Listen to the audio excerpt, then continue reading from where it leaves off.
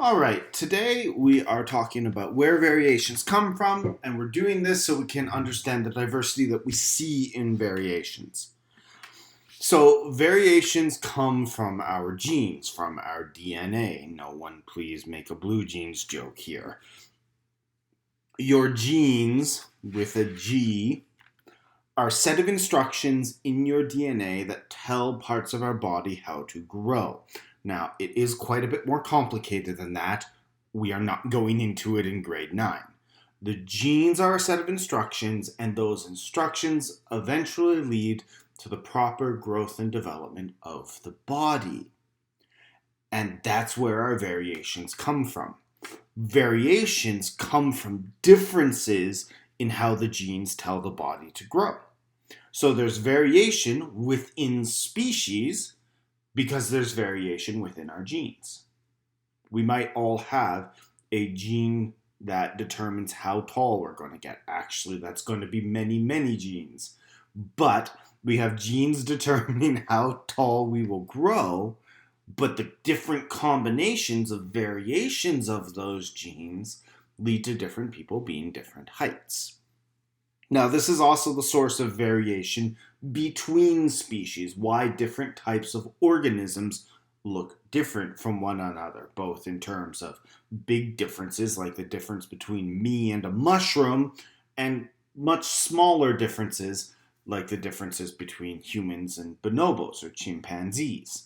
There's variation in those genes too. If they're closely related, the genes will be very, very similar, sometimes even less than 2 or 3% difference, whereas some genes, there's lots and lots of difference between species.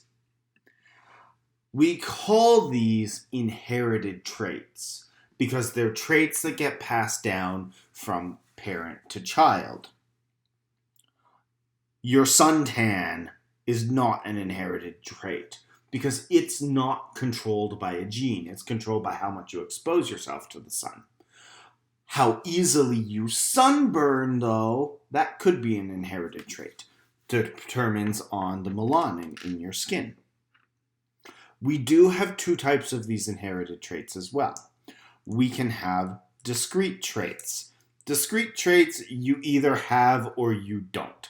So most people, their thumb goes regular or mostly straight up when they hold it out, but some people have what's called hitchhiker's thumb. The bone structure is different, so the thumb curves back much more. You either have hitchhiker's thumb or you don't. There's not really a variation in between those.